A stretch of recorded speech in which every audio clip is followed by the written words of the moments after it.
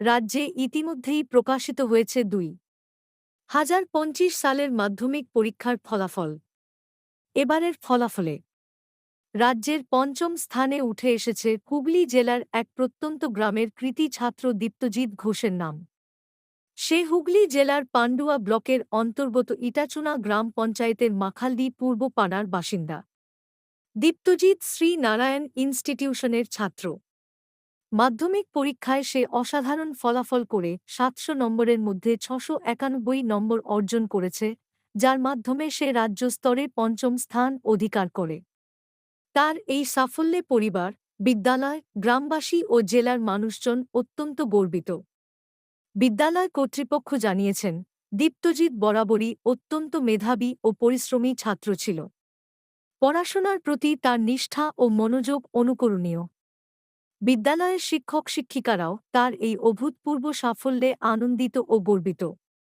দীপ্তজিতের ভবিষ্যৎ লক্ষ্য নিয়ে জানতে চাওয়া হলে সে জানিয়েছে, উচ্চ মাধ্যমিকের পর সে ইঞ্জিনিয়ারিং অথবা গবেষণার দিকে এগিয়ে যেতে চায়। আগামী দিনে সে দেশের জন্য কিছু করতে চায় এবং তার এই সাফল্যকে প্রথম ধাপ বলে মনে করে। এই কৃতিত্বপূর্ণ ফলাফল শুধু তার নিজের নয়, বরং গোটা গ্রামের মুখ উজ্জ্বল করেছে। ইতিমধ্যেই বিভিন্ন সমাজ সংস্থা ও প্রশাসনের পক্ষ থেকে তাকে সংবর্ধনা দেওয়ার প্রস্তুতি শুরু হয়েছে। এই সাফল্য যেমন তার কঠোর পরিশ্রমের ফসল, তেমনি পরিবারের নিরন্তর সহায়তা, বিদ্যালয়ের সুশৃঙ্খল শিক্ষাদান এবং সমাজের ইতিবাচক পরিবেশের সম্মিলিত ফল। দীপ্তজিৎ ঘোষের এই অর্জন নতুন প্রজন্মের ছাত্রছাত্রীদের কাছে নিঃসন্দেহে একটি উদাহরণ হয়ে থাকবে। পান্ডুয়া থেকে অমিত কুমার মণ্ডলের রিপোর্ট, কলকাতা মিরর।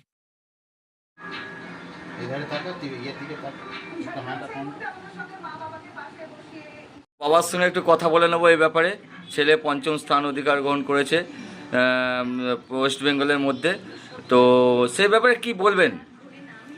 বলার কিছু নয়, এই খবরটা খুবই ভালো লাগছে, শুনে আনন্দ পাচ্ছি এবং যাতে ও আরও ভালো কিছু করুক জীবনে, এটাই চাই আমরা।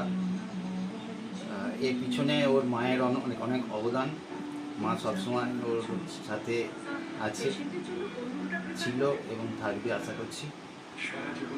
এবং ওর তো পরিশ্রম আছি, তাছাড়া স্কুলের স্যারদের কাউকে আমি আজকে আনন্দের দিনে কাউকে আমি খারাপ কিছু বলতে চাই না। সবাই ভালো, স্কুল থেকে আনন্দ লাভ করছে সবাই। স্কুলের স্যারদের ফোন করেছিলাম, স্যাররা জানে সবাই।